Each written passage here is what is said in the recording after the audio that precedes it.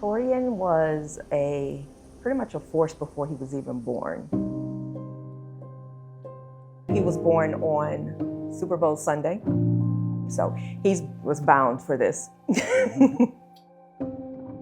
He grew up in a great neighborhood, so to make sure that we were like, you're good, you're suburban good, but are you really good? I went and took him to play for Edgerrin James, the running back, and he became their starting running back. Into high school, kind of the same thing. He was first team All-State for the state of Florida at the highest division. Torian just kind of took off from there. When he was a senior in high school, he had a great year, a terrific year in offense and defense. I was a little nervous as a DB coach because I wanted him as a defensive back. He could run, he's athletic, he's a leader, he's smart, he's instinctive, he loves football. Everything you're looking for in a Tiger he had. Are you ever not smiling? Not really. Something about football just gets me juiced up, and I'm a happy guy, man. I'm always. Torian was recruited by a lot of power forwards from Ohio State to the Vanderbilts. Some of them said, oh, he's a little shorter than we thought he would be. At that time, Coach Henderson gave us a call here. He said, Torian is a special player. If he come on this campus, we're gonna offer him. And I said, all right, Coach. We brought him up here. We absolutely fell in love with the university. Then we just kind of gave each other the eye, and I guess, as you say, the rest is history.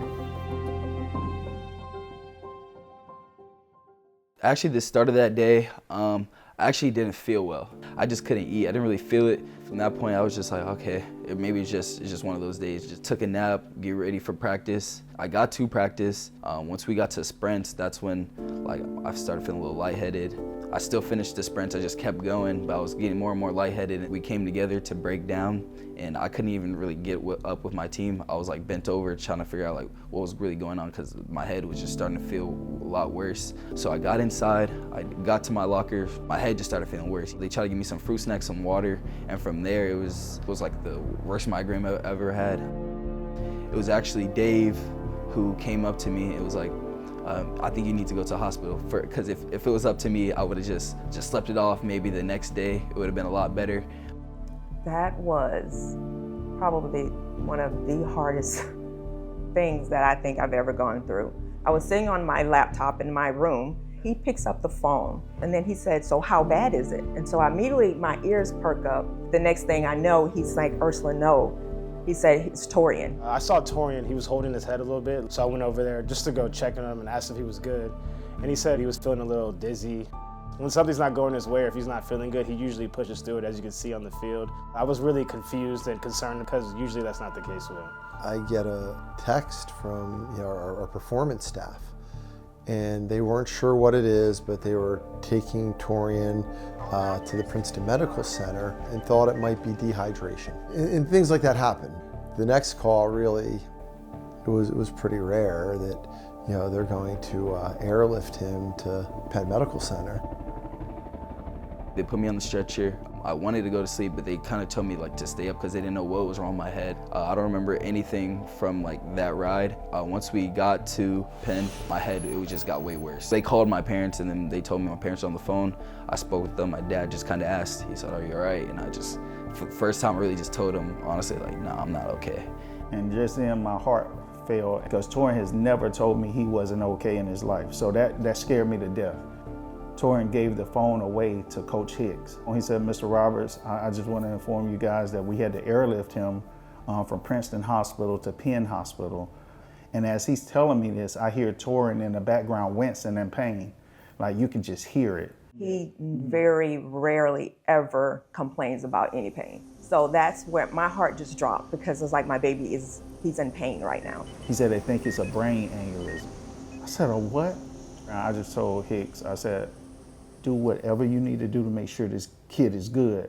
Initially, I was told I would have to be there for a minimum of 14 days, bed rest, no movement. Could be a month. They didn't really have an answer for me. This all happened the day before his birthday. So when I got there, I said, hey man, if you want to see us for your birthday, hey, you could have just asked us, right? So the first few days was the hardest. They had to do several procedures basically to see where the bleeding was coming from. They said there was blood under his brain, and they didn't know where it was coming from. Torian was up here 11 days. During that time, every single day, A Princeton coach came to visit him. Academic advisors were on the phone, and our family, they came through. They were sending donations to us because they know we was gonna be here. We have to eat, we have to do this. But Princeton, on the other hand, said, you know what, you guys don't have to worry about anything.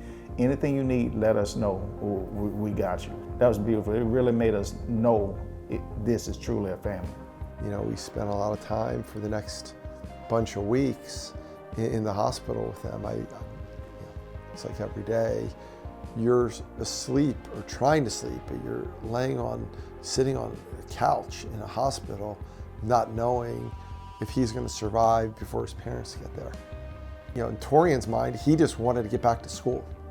Like, he was not taking the semester off, and about a month later, he returned.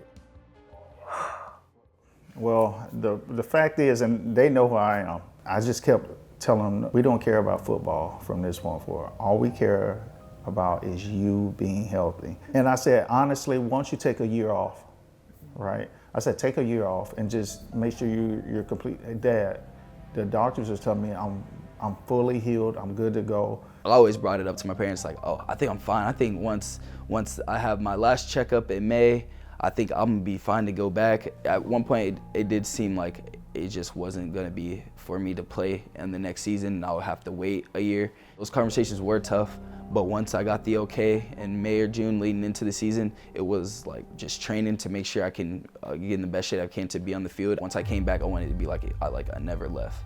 I was so nervous. I was excited and nervous all at the same time. I think I prayed through the entire first game. When he got that first interception, I'm telling you, I was watching it in my garage. And I think at one point I ran probably half a block out of there yelling. I said, he got one, he got one. Play action, they lay it out and it's intercepted by the Tigers. Torian Roberts has his first career interception. I remember just reading the play, reading the routes, and this might have been the slowest I ever see a ball come to me. And all I knew was just catch this ball. Yeah, it was the Lehigh game's the opener, and he's running down the sideline with a pick. Football's an emotional sport, and it was a different emotion. Every time you put Torian on the field, he kept making more plays and more plays and more plays. And it got to the point where the more he's on the field, the more things happen in our favor. In the end, they told me it was a brain hemorrhage, which is just another name for like bleeding on the brain. But initially, they weren't sure if it was a brain aneurysm. We believe that it was actually a miracle, what happened, because they really, till to this day, don't know what caused it or where it came from. He has grown, especially in the past couple of years, so much. I feel very proud of him. I am very proud of the man that he's becoming. You can't write a better story. Can't write a better story.